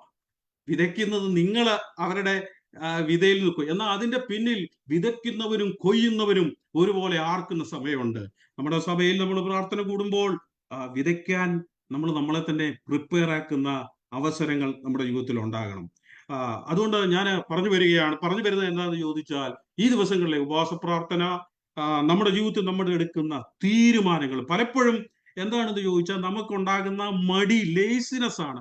ഞാൻ ഈ കഴിഞ്ഞ ദിവസം ഈ മടിയെക്കുറിച്ച് ഒരുപാട് കാര്യങ്ങൾ ഇങ്ങനെ കേട്ടു. ഈ ലേസിനെസിന്റെ ഒരു പ്രത്യേകത എന്നാന്ന് ചോദിച്ചാൽ, ഈ ചെയ്യുന്ന പോലെ വിതയ്ക്കുന്ന സമയത്ത് വിതയ്ക്കാൻ താല്പര്യമില്ല. വിതയ്ക്കാൻ താല്പര്യമില്ലാത്ത കാര്യം, ഒന്നാമത്തെ കാര്യം മടിയാണ്. രണ്ട്, ഒരു ലക്ഷ്യബോധമില്ല. ഒരു ഗോൾ ഇല്ലാത്തവന് ഒരു ലക്ഷ്യബോധമില്ല. ഈ മടിയുള്ളവര് ഡിസിഷൻ എടുക്കത്തില്ല, ഇൻഡിസിഷൻ. അവരൊരിക്കലും ഒരു തീരുമാനം എടുക്കത്തില്ല, മടിയുള്ളവർ. അവർക്ക് വേണ്ടി വേറെ ആരെങ്കിലും ഒരു തീരുമാനം എടുത്താൽ അവർക്ക് വലിയ സന്തോഷമാണ്. മടിയുള്ളവര് ഒരിക്കലും ഞാനൊരു ഉപവാസം എടുക്കുക, ബ്രദറെ എടുക്കണോ, ആ നീ എടുക്ക, ഇല്ല, അവൻ എടുക്കത്തില്ല ഒരിക്കലും. അവന് മടിയുള്ളവൻ ഒരിക്കലും ഒരു തീരുമാനം എടുക്കത്തില്ല. അവനൊരു ലക്ഷ്യബോധമില്ല. അവനെ സംബന്ധിച്ച് അതുകൊണ്ടാണ് കർത്താവ് പറഞ്ഞ ദുഷ്ടനും മടിയനുമായ ദാസനെ എന്ന് പറഞ്ഞു. മടിയുള്ളവരുടെ വേറൊരു പ്രത്യേകത എന്നാന്ന് ചോദിച്ചാൽ, അവര് പ്രധാനപ്പെട്ട കാര്യങ്ങളെക്കാളും പ്രധാനമില്ലാത്ത കാര്യങ്ങൾക്ക് ഏറ്റവും ഇമ്പോർട്ടൻസ് കൊടുക്കും. ഇപ്പൊ നമുക്കൊരു ക്വസ്റ്റ്യൻ ആൻസർ സെഷൻ ഉണ്ടെന്ന് വെച്ചു, മേജർ ഇൻ മൈനർ എന്ന് പറയും ഇംഗ്ലീഷ്, മേജർ ഇൻ മൈനർ. ഇപ്പൊ ഒത്തിരി കാര്യങ്ങളുണ്ട്, എളുപ്പമുള്ളത് മാത്രം ചെയ്യും, കട്ടിയുള്ളത് അവൻ അങ്ങ് മാറ്റിവെക്കും. അപ്പം ഈ മടി നമ്മുടെ ജീവിതത്തിൽ എന്ത് ചോദിച്ചാല്, ആത്മീയമായിട്ട് നമ്മളെ വളരുന്നതിൽ നിന്ന് ഒത്തിരി നമ്മളെ മാറ്റുന്നതാണ് ഈ മടി എന്ന് പറയുന്നത്. മേജറായിട്ടുള്ള കാര്യങ്ങൾ നമുക്കറിയാം, ഏറ്റവും എളുപ്പമുള്ളത് മാത്രം. ഇപ്പം ഉപവാസവും ഇരുന്ന് പ്രാർത്ഥിച്ചു വരാം, എല്ലാവരും ഇത് പ്രാർത്ഥിക്കട്ടെ, എളുപ്പമായിട്ടുള്ള കാര്യങ്ങളൊക്കെ നമ്മളങ്ങ് ചെയ്യാമെന്നങ്ങ് നമ്മളങ്ങ് ചിന്തിക്കും. അപ്പൊ അതുകൊണ്ട് ഇപ്പൊ ഞാൻ പറയും, ഉപവാസത്തെ കുറിച്ച് ഞാൻ ആരെയും ഫോഴ്സ് ചെയ്യുമോ? കർത്താവ് പറഞ്ഞത്, നിങ്ങൾ ഉപവസിച്ചാൽ നിങ്ങൾക്ക് റിവാർഡുണ്ട്. ആരെയും അടിച്ചേൽപ്പിക്കാനോ ഒന്നുമല്ല ഞാനിവിടെ ശ്രമിക്കുന്നത്. ഞാൻ പറഞ്ഞു വരുന്നത് എന്താണെന്ന് ചോദിച്ചാൽ, നമ്മൾ ഉപവസിക്കുകയും പ്രാർത്ഥിക്കുകയും ഒക്കെ ചെയ്താൽ നമ്മുടെ അകത്തെ മനുഷ്യനെ നമുക്ക് ശക്തിപ്പെടുത്താനായിട്ട് കഴിയും. നമ്മുടെ ഈ യേശുവിനെ കുറിച്ച് പറഞ്ഞത്, യേശു ആത്മാവിൽ നിറഞ്ഞവനായിരുന്നു. എന്നാൽ ഈ ആത്മാവിൽ നിറഞ്ഞതു കൊണ്ട് യേശു നേരിട്ട് അങ്ങ് ശുശ്രൂഷയ്ക്ക് പോവല്ലായിരുന്നു. താൻ 40 ദിവസം ഉപവാസത്തിലും പ്രാർത്ഥനയിലും പിശാചിനോട് പോരാടി ആത്മാവിന്റെ ശക്തിയോടെ യേശു യെരൂശലേമിലേക്ക് പോയി. നമ്മുടെ ജഡത്തിന്റെ ഇഷ്ടങ്ങളും ആഗ്രഹങ്ങളും മാറ്റാൻ നമ്മൾ നമ്മളെ തന്നെ സമർപ്പിക്കുമ്പോൾ, ഉപവസിക്കുമ്പോൾ ഒരു കാര്യമുണ്ട്, നമ്മുടെ അകത്തെ മനുഷ്യനെ ആക്ടിവേറ്റ് ചെയ്യും. നിങ്ങളെ ഉപവസിച്ചവർക്കറിയാം, അല്ലാത്തവർ പറയാം അല്ലേലും ആക്ടിവേറ്റ് ചെയ്യും എന്നൊക്കെ പറയുമെങ്കിലും, ഉപവസിക്കുമ്പോൾ ഉള്ള അത്രയും, ഉപവസിക്കുന്നവർക്ക് ഉണ്ടാകുന്ന അത്രയും ആക്ടിവേറ്റ് ചെയ്യാൻ മറ്റുള്ളവർക്ക് കഴിയത്തില്ലെന്ന് വിശ്വസിക്കുന്ന ആളാണ് ഞാൻ ഈ പറഞ്ഞു വരുന്നത് എന്നാന്ന് ചോദിച്ചാൽ, ഉപവാസവും പ്രാർത്ഥനയും നമ്മുടെ ജീവിതത്തിൽ നമ്മൾ തുടരുകയാണെങ്കിൽ നമ്മുടെ ജീവിതത്തിൽ ആത്മീയമായ വലിയൊരു മുന്നേറ്റം ഉണ്ടാകും. ഞാൻ ഈ ദിവസങ്ങളിൽ നിങ്ങളോട് പറയാൻ ആഗ്രഹിക്കുന്ന ഒരു കാര്യം, നമ്മൾ വായിക്കുന്നുണ്ട് ഈ വെളിപ്പാട് പുസ്തകം, അതിൻ്റെ 3-ാം അധ്യായത്തില് കർത്താവ് അവിടെ ഒരു സഭയെക്കുറിച്ചുള്ള ഒരു ഉപമ കർത്താവ് പറയുന്നുണ്ട്. 3-ാം അധ്യായത്തിൽ ലവോദിക്യ സഭയെക്കുറിച്ച് കർത്താവ് പറയുന്ന ഭാഗം ഞാനൊന്ന് വായിക്കാൻ ആഗ്രഹിക്കുന്നു. ലവോദിക്യ സഭയെക്കുറിച്ച് കർത്താവ് പറഞ്ഞ ഭാഗം, അവിടെ നമുക്ക് അറിയാവുന്ന ഭാഗമാണ്, എന്നാലും നമുക്ക് ആ ഭാഗം ഒന്ന് വായിക്കാം. അവിടെ ഇങ്ങനെയാണ്, നിങ്ങൾ സമയമില്ലാത്തതുകൊണ്ട് എനിക്കൊന്ന് 12-15 ഇപ്പൊ തന്നെ, ഇവിടുത്തെ 12-15, ഇനിയും 15-20 മിനിറ്റും കൂടെ ഉള്ളൂ. അവിടെ ലവോദിക്യ സഭയുടെ ദൂതൻ എഴുതുക. നമുക്കറിയാം ആ സഭയോട് കർത്താവ് പറഞ്ഞ എന്താന്ന് ചോദിച്ചാൽ, നീ ഉഷ്ണവാനുമല്ല ശീതവാനുമല്ല, ഞാൻ നിന്റെ വായിൽ നിന്ന് ഉമിണുകളയും എന്ന് കർത്താവ് പറഞ്ഞു. എന്നിട്ട് അവർക്കുള്ള പ്രശ്നം എന്നാന്ന് ചോദിച്ചാൽ, അവര് പറഞ്ഞ, ഞങ്ങള് സമ്പന്നരാണ്, ധനവാനാണ്, എനിക്ക് ഒന്നിനും മുട്ടില്ല, ഞങ്ങൾക്കെല്ലാം ഉണ്ട്, ഞങ്ങൾ സംതൃപ്തരാണെന്ന് അവര് പറഞ്ഞു. ഒരു കാര്യം ആ സഭയെക്കുറിച്ച് മനസ്സിലായി, അവരെന്തോ, ഞാൻ ഈ കഴിഞ്ഞ ദിവസങ്ങളിൽ വായിച്ചപ്പോൾ എനിക്ക് മനസ്സിലായി, ഈ ലവോദിക്യ സഭ അവര് നല്ല തീഷ്ണതയുള്ളവര്, പക്ഷെ എന്തോ ഒരു റോങ് ഡോക്ട്രിനിൽ അവർ പിടിക്കപ്പെട്ടു. അവരുടെ പ്രശ്നം ഇത്രയേ ഉള്ളൂ. കർത്താവ് നോക്കുമ്പോൾ അവര് പറയുന്നത്, ഞങ്ങൾ സമ്പന്നരാണ് അവര് പറയുന്നത്. അവരെ കുറിച്ച് പറയുന്നത്, നീ ഉഷ്ണവാനുമല്ല, ആരംഭം എഴുതുന്ന, ഞാൻ നിന്റെ നീ ഉഷ്ണവാനുമല്ല, താഴോട്ട് വായിച്ചാൽ, ഞാൻ സമ്പന്നൻ, ധനവാൻ, എനിക്കൊന്നിനും കുറവില്ലെന്ന് അവൻ പറയുന്നത്. അപ്പൊ അതിന്റെ അർത്ഥം എന്ന് വെച്ചാൽ, ലോകത്തിലുള്ള ചില റോങ് ഡോക്ട്രിനാൽ ആ സഭ പിടിക്കപ്പെട്ടിരുന്നു. അവരുടെ ചിന്താഗതി, നല്ല ആൾക്കാരായിരുന്നു, നല്ല താല്പര്യമുള്ളവരാണ്, പാട്ടുപാടുന്നവരും ആരാധിക്കുന്നവരും ഉത്സാഹമുള്ള, എന്നാൽ റൈറ്റ് ആയിട്ടുള്ള ഒരു ഡോക്ട്രിനിലല്ലായിരുന്നു അവര് ധനവാരെന്ന് അവർ ചിന്തിച്ചത് എന്താണെന്ന് ചോദിച്ചാൽ, അവർക്ക് ഇഷ്ടം പോലെ സമ്പത്തുണ്ട്, അവർക്ക് പ്രശ്നങ്ങളൊന്നുമില്ല, ലോകപരമായ സമ്പത്തും കാര്യങ്ങളും ഒക്കെ അവർക്കുണ്ട് എന്ന് അവർ ചിന്തിച്ചു. എനിക്കൊന്നിനും കുറവില്ലെന്ന് ചിന്തിച്ചു. എന്നാൽ കർത്താവ് അവരെ നോക്കിയിട്ട് പറയുന്നത്, നിന്നെ പോലെ അരിഷ്ടനും ദരിദ്രനും വേറെ ആരുമില്ല. കർത്താവ് ആഗ്രഹിക്കുന്ന സമ്പത്തോ കർത്താവ് ആഗ്രഹിക്കുന്ന കാര്യമോ അല്ല അവർ ഇമ്പോർട്ടൻസ് കൊടുത്തത്. ഇമ്പോർട്ടൻസ് കൊടുത്തത് മറ്റൊരു സമ്പത്തിനെ കുറിച്ചാണ്. അതുകൊണ്ടാണ് ഈ വെളിപ്പാട് പുസ്തകം ഒന്ന് അതിന്റെ 3-ാം അധ്യായത്തിൽ തന്നെയാണ് നമ്മൾ വായിക്കുന്നുണ്ട്. സർദീസിലെ സഭയോട് പറയുമ്പോൾ നീ ദരിദ്രനാ എങ്കിലും നീ സമ്പന്നനാ. അവരെ കുറിച്ച് കർത്താവ് കണ്ടതെന്ന് ചോദിച്ചാൽ അവർ ദരിദ്ര ലോകപരമായിട്ട്, എന്നാൽ സമ്പന്നത എന്താന്ന് മനസ്സിലാക്കി അതിനുവേണ്ടി പ്രവർത്തിക്കുന്നവരായിരുന്നു. അവര് രണ്ടാമത് അവരെ കുറിച്ച് വായിക്കുന്നത് ഇങ്ങനെയാണ്. കർത്താവ് അവരെ നോക്കിയിട്ട് പറയാം, നീ ധനവാൻ സമ്പന്നനായിരിക്കും, എനിക്കൊന്നും കൊടുക്കും. കർത്താവ് പറഞ്ഞു, നിന്നെ പോലെ അരിഷ്ടൻ എന്ന് പറഞ്ഞാൽ, ഞാൻ ഈ കഴിഞ്ഞ ദിവസം അതിനെക്കുറിച്ച് ഒന്ന് നോക്കിയത് എന്ന് പറയാൻ, നിന്നെ പോലെ അറിവില്ലാത്തവൻ വേറെ ആരുമില്ല. ഒരു പക്ഷേ അവർ വഞ്ചിക്കപ്പെട്ടു പോയി. ഈ ലവോദിക്ക സഭയ്ക്ക് പറ്റിയെന്ന് ചോദിച്ചാൽ നല്ല ആൾക്കാരായിരുന്നു, പക്ഷെ they are deceived. ഞാൻ പലപ്പോഴും പറഞ്ഞിട്ടുണ്ട്, നമുക്ക് 3 രീതിയിൽ നമ്മൾ വഞ്ചിക്കപ്പെടാം. ഒന്ന്, പിശാച് നമ്മളെ വഞ്ചിക്കും. 2, മനുഷ്യർ നമ്മളെ വഞ്ചിക്കും. സർപ്പം ഉപായത്താൽ ഹവ്വയെ ചതിച്ചതുപോലെ നിങ്ങളെ ചതിക്കുന്ന പിശാചിന്റെ തന്ത്രമുണ്ട്. അതുപോലെ മനുഷ്യന്റെ ഉപായങ്ങളിൽ ചതിക്കപ്പെടുന്നവരുണ്ട്. ഏറ്റവും വലിയ ഡേഞ്ചറസ് എന്നാന്ന് അറിയാം, നമ്മളെ തന്നെ വഞ്ചിക്കും. We can deceive ourselves. നമ്മളെ തന്നെ വഞ്ചിക്കും. ഞാൻ ഇത് അവിടെ ഉള്ളപ്പോൾ പറഞ്ഞിട്ടുള്ളതാ. നമ്മളെ തന്നെ നമ്മൾ വഞ്ചിക്കും. ഈ വഞ്ചിക്കപ്പെടുന്നതിന്റെ പ്രത്യേകത എന്താണെന്ന് ചോദിച്ചാൽ, നമ്മൾ വഞ്ചിക്കപ്പെട്ടെന്ന് നമുക്ക് അറിയത്തില്ല. ഇപ്പൊ ഇപ്പൊ വഞ്ചിക്കപ്പെട്ട ഒരാള് അവൻ വഞ്ചിക്കപ്പെട്ടെന്ന് അറിയാത്തത് അവന്റെ വഞ്ചന. നമ്മൾ ബൈബിളിൽ ഒത്തിരി അടുത്ത് വചനത്തിൽ പറയുന്നുണ്ട്, ഒരാള് ഇങ്ങനെ നമ്മൾ ഗലാത്യ ലേഖനത്തിൽ വായിക്കുന്നുണ്ട്, എനിക്കെല്ലാം അറിയാം, ഞാൻ ജ്ഞാനിയാണെന്ന് ഒരുത്തിന് തോന്നുന്നുണ്ടെങ്കിൽ അവൻ തന്നെത്താൻ വഞ്ചിക്കുന്നു. അതുപോലെ അതോട് നിങ്ങൾ ലോകത്തിൽ ജ്ഞാനികളാണ്, നിങ്ങളെ തന്നെ ചിന്തിച്ചാൽ നിങ്ങൾ നിങ്ങളെ തന്നെ വഞ്ചിക്കുന്നു. അതുപോലെ വചനം കേട്ടിട്ട് അനുസരിക്കാതിരിക്കുന്നവൻ തന്നെ വഞ്ചിക്കുന്നു. അതുപോലെ നാവിനെ കടിഞ്ഞാണിടാതെ ഇതും പറഞ്ഞ് മറ്റുള്ളവരെ കുറിച്ച് കുറ്റവും എല്ലാം പറഞ്ഞിട്ട് നിങ്ങൾ ആത്മീകരാണെന്ന് നിങ്ങൾക്ക് തോന്നുന്നുണ്ടെങ്കിലും നിങ്ങൾ നിങ്ങളെ തന്നെ വഞ്ചിക്കുന്നു. വഞ്ചിക്കപ്പെട്ട ഒരാളോട് ഒരിക്കലും നമുക്ക് കറക്റ്റ് ചെയ്യാൻ പറ്റത്തില്ല. അവരോട് പറയാം, ഇപ്പം വഞ്ചിക്കപ്പെട്ട ഒരാള് സംബന്ധിച്ച് പറഞ്ഞ തന്നെത്താൻ വഞ്ചിക്കുക. പിശാച് വഞ്ചിച്ചാൽ അവരെ എങ്ങനെയും പുറത്തു കൊണ്ടുവരാം. മനുഷ്യർ വഞ്ചിച്ചാൽ അവരെ പറഞ്ഞു മനസ്സിലാക്കും. എന്നാൽ തന്നെത്താൻ വഞ്ചിച്ചാൽ ഒരിക്കലും നമുക്ക് അവരെ കൊണ്ടുവരാൻ ബുദ്ധിമുട്ടാണ്. ഇവർക്ക് പറ്റിയ എന്നാന്ന് ചോദിച്ചാൽ, ഇവര് ഡിസീവ്ഡ് ആയി. കർത്താവ് അവരോട് അടുത്ത് പറയാം, ഒന്നിനും മുട്ടില്ല, നീ നിർഭാഗ്യവാനും അരിഷ്ടനും ദരിദ്രനും കുരുടനുമാണ്. ഈ കുരുടൻ എന്ന് പറഞ്ഞാൽ കണ്ണിന് കാഴ്ചയില്ല. ശരിക്കും അവർക്ക് കണ്ണിന് കാഴ്ചക്കുറവൊന്നും ഇല്ലായിരുന്നു. അവര് നല്ലപോലെ കാണുന്നുണ്ടായിരുന്നു. പക്ഷെ അവര് കണ്ടത് വേറെ കാര്യങ്ങൾ. അവര് കണ്ടത് ലോകപരമായിട്ടുള്ള കാര്യങ്ങളും ലോകപരമായിട്ടുള്ള പത്രോസ് അതിനെ കുറിച്ച് വളരെ വ്യക്തമായിട്ട് പറയുന്നുണ്ട്. ക്രിസ്തുവിന്റെ പരിജ്ഞാനത്തിലേക്ക് നിങ്ങൾ വരുന്നില്ലെങ്കിൽ അവർ കുരുടരാണ്, അവർക്ക് കാഴ്ചയില്ല. ആത്മാവിന്റെ ഫലങ്ങളെ കുറിച്ചുള്ള അറിവും കർത്താവിന്റെ പരിജ്ഞാന പൂർത്തി പ്രാപിക്കുന്നതിനെ കുറിച്ചും നിങ്ങൾക്ക് അറിയാൻ കഴിയുന്നില്ലെങ്കിൽ നിങ്ങൾ ആക്ച്വലി കുരുടരാണ്. എന്നാൽ അവര് പറയുന്നത് ഞങ്ങൾക്ക് ഒരു കുറവുമില്ല. അതിന്റെ അർത്ഥം ഞാൻ പറയുന്നത്, അവർ വഞ്ചിക്കപ്പെട്ടു പോയി. ഏതോ ഡോക്ടറിനിൽ അവർ തെറ്റിപ്പോയി. അവർ പഠിച്ച ഡോക്ടറിൻ, അവർ കേട്ട ഡോക്ടറിൻ, ഇങ്ങനെയുള്ളൊരു ഡോക്ടറിനാണ് അവർ കേട്ടത്. അവർക്ക് സമ്പത്തിനെ കുറിച്ചുള്ളതും മറ്റുള്ള കാര്യങ്ങളെ കുറിച്ചുള്ള ഡോക്ടറിനാണ് അവർ കേട്ടത്. അതുകൊണ്ട് അവരെന്ത് ചോദിച്ചാൽ അവർ വഞ്ചിക്കപ്പെട്ടു പോയി.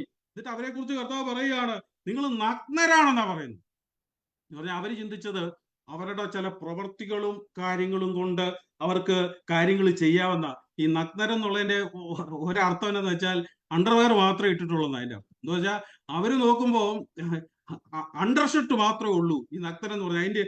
ഞാനത് പഠിച്ചപ്പോ അതിനകത്ത് മനസ്സിലാക്കാൻ കാര്യം അണ്ടർവെയർ മാത്രമേ അവർ ഇട്ടിട്ടുള്ളൂ. അവർ നഗ്നരാണ്. എന്നാ കർത്താവ് പറയാ, ഇതിൽ നിന്ന് പുറത്തു വരണമെങ്കിൽ ഒറ്റ കാര്യമേ ഉള്ളൂ. കർത്താവ് പറഞ്ഞ, നീ അതിന് വില കൊടുക്കാൻ തയ്യാറാണ്. ഒന്നാമത് പറഞ്ഞ എന്നാന്നറിയാവോ? തീയിൽ ശോധന ചെയ്ത പൊന്ന് നീ എന്നിൽ നിന്ന് വാങ്ങണം എന്നാ പറഞ്ഞത്. എന്താണ് യഥാർത്ഥ നിന്റെ കയ്യിൽ ഇരിക്കുന്ന സ്വർണം? അത് പ്യൂരിഫൈ ചെയ്ത സ്വർണമല്ല, കരടുള്ള സ്വർണമാണ്. അത് പ്യുവർ ഗോൾഡ് അല്ല. നീ ഇപ്പോൾ ചിന്തിക്കുന്ന, നീ പഠിക്കുന്ന ഡോക്ട്രിൻ, നീ മനസ്സിലാക്കിയിരിക്കുന്ന സമ്പത്ത്, നീ മനസ്സിലാക്കിയിരിക്കുന്ന കാര്യങ്ങൾ അത് പ്യുവർ അല്ല. ഞാൻ നിനക്ക് പ്യുവർ ആയിട്ടുള്ള ഗോൾഡ് തരാം, പക്ഷെ നീ എന്നിൽ നിന്ന് അത് വിലക്ക് വാങ്ങണം. 2, നിന്റെ കണ്ണ് തുറക്കാൻ ഞാൻ നിനക്ക് ലേപം തരാം. നിന്റെ കണ്ണൊന്ന് തുറന്നിട്ട് യഥാർത്ഥമായിട്ട് കാണേണ്ടത് നീ കാണണം. അതുപോലെ പറയുക, ഞാൻ നിനക്ക് വസ്ത്രം തരാം, നീ ആ വസ്ത്രം ധരിക്കണം, ഞാൻ തരുന്ന വസ്ത്രം ധരിക്കണം. ഈ കാര്യങ്ങൾ പറഞ്ഞിട്ട് അവരോട് തിരിച്ചു കർത്താവ് പറയുകയാണ്, നീ മാനസാന്തരപ്പെട്ട് നീ മടങ്ങി വരണം.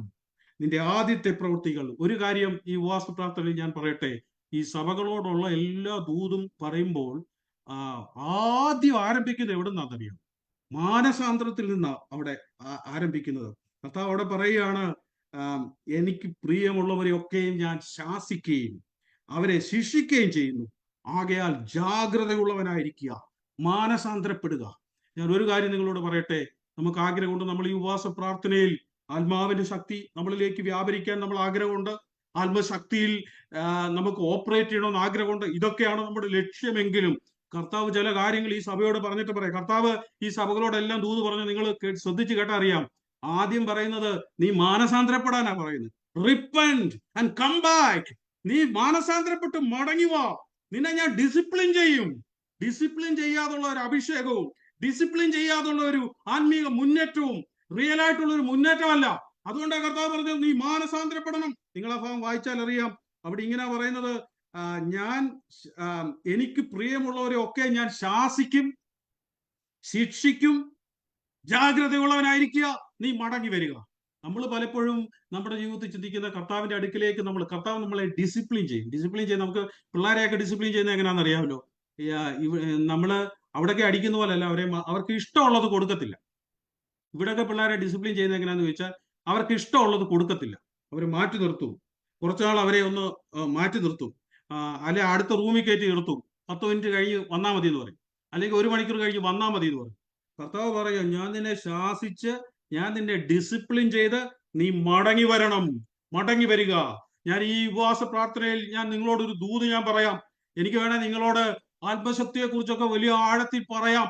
നിങ്ങളെ വേണേ ഒന്ന് എക്സൈറ്റഡ് ആക്കാം. എന്നാൽ അതിനപ്പുറത്ത് നിലനിൽക്കുന്ന ഒരു ആത്മീക മുന്നേറ്റം നിങ്ങൾ ആഗ്രഹിക്കുന്നുണ്ടെങ്കിൽ ഈ സീസണിൽ നമ്മൾ ചെയ്യേണ്ട ഏറ്റവും വലിയ, ഈ വിതയ്ക്കുന്ന സീസണിൽ കണ്ണുനീരോടുകൂടെ, കരച്ചിലോടുകൂടെ, കർത്താവെ കഴിഞ്ഞ നാളുകളിൽ ഞങ്ങളുടെ ജീവിതത്തിൽ വന്ന കുറവുകൾ, ഞങ്ങളുടെ ജീവിതത്തിൽ ഞങ്ങൾക്ക് ലഭിച്ച സാഹചര്യങ്ങൾ, ഞങ്ങൾക്ക് മുന്നോട്ട് പോകാൻ കഴിയാത്തതിലേക്ക് മടങ്ങി വരാൻ, ഏറ്റുപറയാൻ, റിപ്പന്റ് ചെയ്യാൻ, കർത്താവെ നീ തരുന്ന ഡിസിപ്ലിൻ ഞങ്ങൾ സ്വീകരിക്കാൻ തയ്യാറാണ് എന്ന് പറഞ്ഞ് അത് ഏറ്റെടുക്കാൻ നമ്മൾ തയ്യാറാണെങ്കിൽ അങ്ങനെ ഒരു മുന്നേറ്റത്തിൽ മാത്രമേ നിലനിൽക്കുന്ന മുന്നേറ്റത്തിലേക്ക് നമുക്ക് വരാനായിട്ട് കഴിയുകയുള്ളൂ. അതുകൊണ്ട് ഈ ഉപവാസ പ്രാർത്ഥനയിൽ ഞാൻ നിങ്ങളെ ഉത്സാഹിപ്പിക്കുന്നത്, ഈ ദിവസങ്ങളിൽ നിങ്ങൾ ഉപവാസത്തോടും പ്രാർത്ഥനയോടും കൂടെ ആയിരിക്കുമ്പോൾ ഒരു നിലവിളിയോടും കരച്ചിലോടും കണ്ണുനീരോടും കൂടെ ഒരു റിപ്പൻറ്റൻസിനോടെ കർത്താവെ പറ, കർത്താവെ എന്റെ ജീവിതം, എനിക്കറിയാം പല ലെവലിലുള്ള ആൾക്കാരാണ് നമ്മൾ. ചിലരെ സംബന്ധിച്ച് ആത്മീക മുന്നേറ്റത്തിനു വേണ്ടി ഉപവസിക്കുന്നവരുണ്ട്. ചിലരെ സംബന്ധിച്ച് ചില മുന്നേറ്റങ്ങൾ ആഗ്രഹിച്ച് എന്തുമായിക്കോട്ടെ ഒരു മടങ്ങി വരവ് പറയണം കർത്താവിനോട്. ഈ ദിവസങ്ങളിൽ നമ്മൾ കരച്ചിലോടും ഉപവാസത്തോടും പ്രാർത്ഥനയും കൂടെ ചെല്ലുമ്പോൾ ഇങ്ങനെ ഒരു ആറ്റിറ്റ്യൂഡ് നമ്മളിൽ ഉണ്ടാകട്ടെ. ഞാൻ ഒരു കാര്യം കൂടെ പറഞ്ഞിട്ട് നിർത്താം. ഞാൻ കഴിഞ്ഞ നാളുകളിൽ അവിടെ വന്നപ്പോൾ ഞാൻ ഷെയർ ചെയ്തപ്പോൾ ഞാൻ വാക്യം എടുത്ത് വായിക്കുന്നില്ല, പെട്ടെന്ന് ഞാൻ പറഞ്ഞു നിർത്താം. ദൈവരാജ്യത്തെ കുറിച്ചുള്ള അനേക മർമ്മങ്ങൾ കർത്താവ് പറഞ്ഞപ്പോൾ, അനേക മർമ്മങ്ങൾ ഞാൻ 1-2 അവിടെ വന്നപ്പോൾ പറഞ്ഞായിരുന്നു. അതിൽ ഒരു ഒരു ഉപമയാണ് കർത്താവ് പറഞ്ഞത്. ബുദ്ധിയുള്ള കന്യകമാരെ കുറിച്ചുള്ള ഉപമ കർത്താവ് പറഞ്ഞു. കർത്താവ് പറഞ്ഞു, ദൈവരാജ്യത്തെ ഞാൻ ഏതിനോട് ഉപമിക്കണം? കർത്താവ് പറഞ്ഞത് 10 കന്യകമാര് മണവാളനെ എതിരേൽക്കാൻ പോകുന്ന ഉപമ കർത്താവ് പറഞ്ഞിട്ട് ദൈവരാജ്യം അങ്ങനെയാണെന്ന് കർത്താവ് പറഞ്ഞു. ആ ഉപമ നമ്മൾ വായിച്ചാൽ അറിയാം. അവര് 10 പേരും കന്യകമാരായിരുന്നു. 10 പേരും വിശുദ്ധ ജീവിതം നയിക്കുന്നവരായിരുന്നു, നല്ല ആൾക്കാരായിരുന്നു, മണവാളന് വേണ്ടി കാത്തിരിക്കുന്നവരായിരുന്നു. എന്നാൽ 5 പേര് ബുദ്ധിയുള്ളവരായിരുന്നു, 5 പേര് ബുദ്ധി ഇല്ലാത്തവരായിരുന്നു. ഞാൻ ഈ കഴിഞ്ഞ ദിവസങ്ങളിൽ ഈ ദൈവരാജ്യം എങ്ങനെ ഓപ്പറേറ്റ് ചെയ്യുന്നത് നിങ്ങൾ മനസ്സിലാക്കിയാൽ, ഈ 5 പേര് എന്ത് ചെയ്യുമെന്ന് ചോദിച്ചാൽ നല്ല ആൾക്കാരൊക്കെയാ, ദൈവത്തോട് സ്നേഹമുള്ളവരൊക്കെയാ, മണവാളനോടൊക്കെ താല്പര്യമുള്ളവരാ. പക്ഷെ അവര് മടിയരായിരുന്നു. അവരെ സംബന്ധിച്ച് പ്രിപ്പയർ ചെയ്യാനോ മറ്റ് 5 പേര് കഷ്ടപ്പെട്ട് എണ്ണ വാങ്ങിക്കാനായിട്ട് പോകുമ്പോൾ, പണ്ടത്തെ കാലത്തൊക്കെ എണ്ണ വീട്ടിൽ തന്നെ അവര് ഇടിച്ച് പിഴിഞ്ഞ എണ്ണ എടുക്കും, അല്ലെങ്കിൽ മാർക്കറ്റിൽ പോയി വാങ്ങിക്കും. അന്നേരം അവര് ചിന്തിക്കും, ഓ എന്തിനാ അവര് പോയി വാങ്ങിക്കട്ടെ, മറ്റൊരു 5 പേര് ചെയ്യട്ടെ, അവസരം വരുമ്പോ അവരോട് ചോദിക്കാം. അപ്പൊ നമ്മൾ പലപ്പോഴും ചിന്തിക്കും, സഭയിലൊക്കെ നമ്മൾ പറയും അവരെല്ലാം ഉപസിക്കട്ടെ, ആവശ്യം വരികയാണെങ്കിൽ, എണ്ണയ്ക്ക് ആവശ്യം വരികയാണെങ്കിൽ അവരോട് ചോദിക്കാം എന്നുള്ള രീതിയിൽ ഇവരെ സംബന്ധിച്ച് മടിയരായിരുന്നു ഈ 5 പേര്. അവരെ സംബന്ധിച്ച് അവര് മണവാളനെ എതിരേൽക്കാൻ ഒരുങ്ങുമ്പോൾ, വിളക്കെടുക്കുമ്പോൾ എണ്ണ വേണമെന്ന് അവർക്കറിയായിരുന്നു. വിളക്കിനകത്ത് എണ്ണ ഒഴിക്കാതെ പറ്റത്തില്ലെന്ന് അവർക്കറിയായിരുന്നു. എന്നാൽ അവരെന്ത് ചെയ്യുന്നു ചോദിച്ചാൽ അവര് മടിയരായിട്ട് മാറിയിരുന്നു. വിശുദ്ധ ജീവിതം അവർക്ക് പാപമൊന്നും ഉള്ളവരല്ല, കർത്താവിനെ കാത്തിരിക്കാൻ തയ്യാറുള്ളവരായിരുന്നു. എന്നാൽ അവരെ സംബന്ധിച്ച് അവര് ചിന്തിച്ചു, 5 പേര് പോകുന്നുണ്ടല്ലോ, ആ സമയം കൂടെ നമുക്ക് ഒന്ന് കിടന്ന് ഉറങ്ങാം, മറ്റുള്ളവരൊക്കെ എണ്ണ വാങ്ങിക്കട്ടെ, നമ്മൾ വാങ്ങിക്കണ്ട. അതുകൊണ്ട് എന്ത് പറ്റിയെന്ന് ചോദിച്ചാൽ, സമയം വന്നപ്പോൾ, അവരുടെ മണവാളൻ വന്നപ്പോൾ എല്ലാവരും വിളക്ക് കത്തിച്ചു. ഇവരുടെ വിളക്ക് കത്തുന്നില്ല. അവരോട് ചോദിക്കുക, ഞങ്ങൾക്കൂടെ കുറച്ച് തരണം. ഇന്ന് ഞാൻ നിങ്ങളെ ഒരു ദൂതായിട്ട് ഞാൻ നിങ്ങളോട് പറയാം. മറ്റുള്ളവരുടെ കയ്യിൽ നിന്ന് ആത്മീകാഭിഷേകം വാങ്ങിക്കാമെന്ന് നിങ്ങൾ പ്രതീക്ഷിക്കരുത്. മറ്റുള്ളവര് ഉപവസിക്കുകയും പ്രാർത്ഥിക്കുകയും ആത്മശക്തി നേടുമ്പോൾ അതിനകത്ത് ഞങ്ങൾക്കൂടെ അങ്ങ് കയറാം എന്ന് ചിന്തിക്കരുത്. നമ്മൾ ആ സീസണിൽ നമ്മൾ വിതയ്ക്കാൻ തയ്യാറാകണം. നമ്മൾ ആ സീസണിൽ നമ്മളെ തന്നെ ഒരുക്കാൻ തയ്യാറാകണം. ഞാൻ പറഞ്ഞു വരുന്നത്, ഈ 10 കന്യകമാർ എന്ത് ചെയ്തു ചോദിച്ചാൽ, അവരിൽ 5 പേര് അവര് ലേസി ആയിട്ടിരുന്നു. കർത്താവിനോടുള്ള കാര്യത്തിൽ, ആത്മീയ വിഷയങ്ങളിൽ ഈ ദിവസങ്ങൾ നമ്മൾ മടിയുള്ളവരാണോ? ഞാൻ നിങ്ങളെ ഉത്സാഹിപ്പിക്കുക, മടിയിൽ നിന്ന് നമ്മൾ പുറത്തു വരണം. ബലാത്കാരികൾക്കല്ലാതെ ദൈവരാജ്യം പിടിച്ചടക്കാൻ കഴിയുകയില്ല. സീലുള്ളവർക്ക്, ഡിലിജന്റ് ആയിട്ടുള്ളവർക്ക് മാത്രമേ ദൈവരാജ്യത്തിൽ പ്രവേശിക്കാൻ കഴിയുകയുള്ളൂ. മടിയുള്ളവരെ കൊണ്ട് ഒരിക്കലും കഴിയുകയില്ല. യേശു പറഞ്ഞത്, ദൈവരാജ്യത്തെ കുറിച്ച് പറഞ്ഞ ഉപമ ഇങ്ങനെ, ഈ 5 പേരോട് പറഞ്ഞു, ഞാൻ നിങ്ങളെ ഒരു നാളും അറിയുന്നില്ല. കാരണം മടിയുള്ളവർക്ക്, കർത്താവ് ആ എരിവില്ലാത്തവർക്ക്, ആ തീഷ്ണതയില്ലാത്തവർക്ക് ഒരിക്കലും ദൈവത്തെ കാത്തിരിക്കാനോ ദൈവിക പർപ്പസിലേക്ക് വരാനോ കഴിയുകയില്ല. അതുകൊണ്ട് ആ റോമാലേഖനത്തിൽ ഇങ്ങനെ വായിക്കുന്നത്, റോമാലേഖനം 12-ാം അധ്യായത്തിൽ വായിക്കുന്നുണ്ട്. ഒടുവിൽ സഹോദരന്മാരെ ഇങ്ങനെ വായിക്കുന്നത്, ആത്മാവിൽ എരിവുള്ള, ഉത്സാഹത്തിൽ മടുപ്പില്ലാതെ ആത്മാവിൽ എരിവുള്ളവരായിരിക്കണം, ഒരു ഉത്സാഹമുള്ളവരായിരിക്കണം, ഒരു എരിവുള്ളവരായിരിക്കണം. ഞാൻ ഇന്ന് നിങ്ങളോട് പറഞ്ഞ പല വിഷയങ്ങളും ഞാൻ നിങ്ങളോട് സംസാരിച്ചു. കറക്റ്റീവായിട്ട് ചില മേഖലകളിൽ ഞാൻ പറഞ്ഞു. എങ്ങനെ നമ്മുടെ ജീവിതത്തെ ക്രമീകരിക്കണമെന്ന് ഞാൻ പറഞ്ഞു. എന്റെ ജീവിതത്തിൽ നിന്ന് ഞാൻ പഠിച്ച അനേക പാഠങ്ങളുണ്ട്. ഈ ദിവസങ്ങളിൽ ഞാൻ അത് മനസ്സിലാക്കുകയും റിപ്പന്റ് ചെയ്യുന്ന പല മേഖലകളുണ്ട്. ഈ ദിവസങ്ങളിൽ നമ്മൾ മനസ്സിലാക്കണം, കർത്താവെ, ഞങ്ങൾക്കൊരു യഥാർത്ഥ മുന്നേറ്റം ഞങ്ങൾക്ക് ആവശ്യമാണ്. എന്നെ കേൾക്കുന്ന എത്ര പേർക്ക് അങ്ങനെ ആഗ്രഹമുണ്ട്? ഈ ദിവസങ്ങളിൽ ഒരു ഉത്സാഹത്തോടെ മുന്നേറാൻ നിങ്ങൾക്ക് എത്ര പേർക്ക് ആഗ്രഹമുണ്ട്? ഞാൻ പറഞ്ഞല്ലോ, നിങ്ങൾ ഉപവസിക്കുന്നതും നിങ്ങൾ തീരുമാനമെടുക്കുന്നതും സഭയായിട്ടിരിക്കുന്നതിലും എനിക്ക് ഒത്തിരി സന്തോഷമുണ്ട്. കാരണം നമ്മുടെ ടൈം സ്പെൻഡ് ചെയ്യാന്, നമ്മുടെ ഫുഡ് വേണ്ടെന്ന് വെച്ചിട്ട് കർത്താവിന്റെ സന്നിധിയിൽ നമുക്ക് ഇരിക്കുമ്പോൾ, ആ കമ്മിറ്റ്മെന്റിൽ ഇരിക്കുമ്പോൾ ഒരിക്കലും കർത്താവ് നിങ്ങളോട് നോ പറയത്തില്ല. നിങ്ങൾക്കൊരു റിവാർഡുണ്ട്, നിങ്ങൾക്കൊരു പ്രതിഫലമുണ്ട്. നിങ്ങൾ എന്താഗ്രഹിക്കുന്നോ അതിന് കർത്താവ് നിങ്ങൾക്കൊരു പ്രതിഫലം കർത്താവ് തരും. നമ്മുടെ ആഗ്രഹം മനുഷ്യനെ പ്രസാദിപ്പിക്കുന്നത് അല്ലാത്തത് കൊണ്ട്, അതുകൊണ്ട് ഈ ദിവസങ്ങളിൽ ഈ ഉപവാസ പ്രാർത്ഥനയിൽ പൂർണ്ണമായിട്ട് ഒരു നിലവിളിയോടും കണ്ണുനീരോടും താല്പര്യത്തോടും കരഞ്ഞു വിതയ്ക്കുന്ന, ചുമ്മാതെ വിതയ്ക്കുന്നതല്ല, കരഞ്ഞു വിതച്ചിരിക്കുന്ന വിത്ത് ചുമന്നും കരഞ്ഞും കൊണ്ട് വിതച്ചു. ഒരു ബേർഡൻ നമ്മുടെ ജീവിതത്തിൽ ഉണ്ടാകട്ടെ, ഒരു ആഗ്രഹം നമ്മുടെ ജീവിതത്തിൽ, ഒരു കരച്ചിലുണ്ടാകട്ടെ. ഞാൻ പലപ്പോഴും ചിന്തിച്ചിട്ടുണ്ട്, I am fed up with myself. കർത്താവെ, എന്നെ കൊണ്ട് പ്രയോജനമില്ലാത്തവനായി മാറി, എന്നെ ഒന്ന് നിറയ്ക്കണം കർത്താവെ, അടുത്ത തലത്തിലേക്ക് എന്നെ കൊണ്ടുവരണമെന്ന് ആഗ്രഹിക്കുകയും ദാഹത്തോടെ, ഒരു നിലവിളിയോടെ, ഒരു റിപ്പൻഡൻസോടെ നിങ്ങൾ ദൈവസന്നിധിയിലേക്ക് ചെല്ലുകയാണെങ്കിൽ കർത്താവ് നിങ്ങളെ നിറയ്ക്കും, കർത്താവ് നിങ്ങളെ ശക്തീകരിക്കും, കർത്താവ് നിങ്ങളെ അവന്റെ പർപ്പസിലേക്ക് നയിക്കും. ആർക്കും നിങ്ങളെ തടയാൻ കഴിയത്തില്ല, ഒരു ശക്തിക്ക് നിങ്ങളെ തോൽപ്പിക്കാൻ കഴിയത്തില്ലാത്ത തരത്തിലേക്ക് നിങ്ങളെ വളർത്തുവാനായിട്ട് കർത്താവിന് കഴിയും. അങ്ങനെ ആഗ്രഹമുള്ള എത്ര പേരെന്നെ ഇന്ന് കേൾക്കുന്നുണ്ട്? ഞാൻ പറഞ്ഞല്ലോ, സ്നേഹമുള്ളത് കൊണ്ട്. കർത്താവ് പറഞ്ഞതുപോലെ ഈ വാക്യത്തില് കർത്താവ് വെളിപ്പാട് ദിവസത്തിൽ പറഞ്ഞു, എനിക്ക് പ്രിയമുള്ളവരൊക്കെയും ഞാൻ ശാസിക്കുകയും ശിക്ഷിക്കുകയും ചെയ്യും. ചില മേഖലകളിൽ ശാസന കർത്താവ് നമുക്ക് തരും, ചില മേഖലയിൽ കർത്താവ് നമ്മളെ ഡിസിപ്ലിൻ ചെയ്യും, ചില മേഖലയിൽ കർത്താവ് നമ്മളെ എൻകറേജ് ചെയ്യും. അതുകൊണ്ട് ഈ സീസണിൽ ഞാൻ പറഞ്ഞല്ലോ, ആദ്യത്തെ ദിവസം തന്നെ ആ സീസണെ കുറിച്ച് കേട്ടു.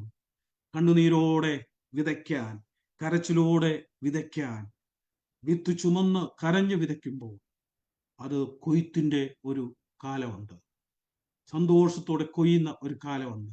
എന്നും കരഞ്ഞു വിതയ്ക്കുന്ന ഒരവസരമല്ല, എന്നും സമ്മറിന്റെ അനുഭവമല്ല, ഒരു വസന്തകാലം നമുക്കുണ്ട്, ഒരു കൊയ്ത്തിന്റെ അനുഭവം നമ്മുടെ ജീവിതത്തിലുണ്ട്. കണ്ണുകൾ ഒരു നിമിഷം അടയ്ക്കാവോ?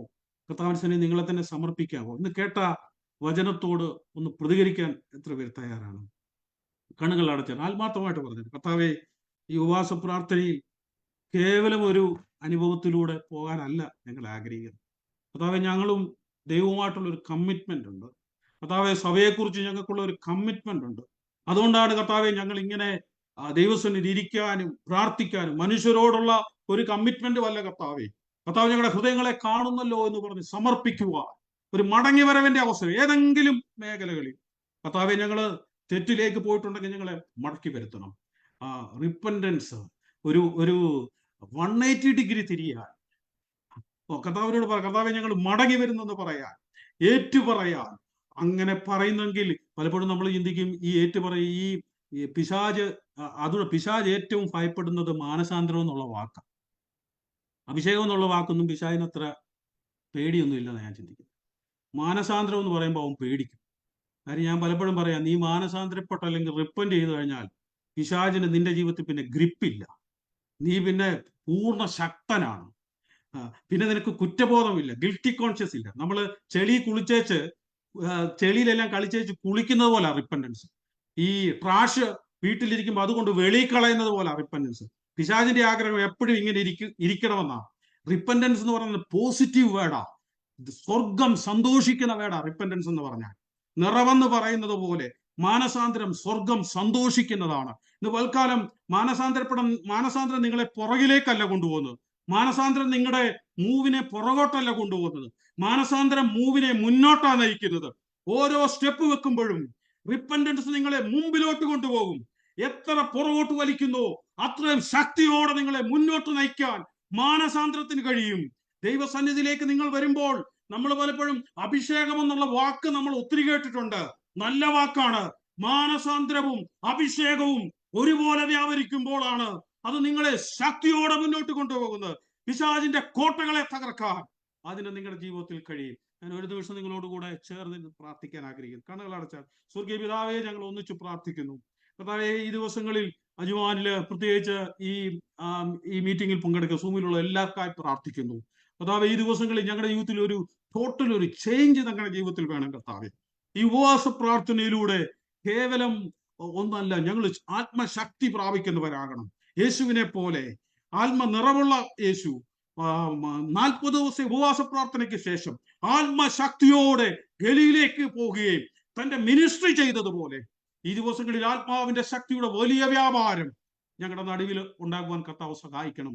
അതിനുവേണ്ടി ഒരുക്കപ്പെടുന്ന ഒരു ഹൃദയമുള്ളവരാക്കി അവിടെയുള്ളവരെ മാറ്റണമെന്ന് പ്രാർത്ഥിക്കുന്നു. പ്രത്യേകം എല്ലാ സഹോദരങ്ങൾക്കായി പ്രാർത്ഥിക്കുന്നു. ഇന്ന് രാവിലെ സമയത്തും ഈ ഉച്ച സമയത്ത്, അവിടെ വൈകുന്നേര സമയത്ത് കർത്താവെ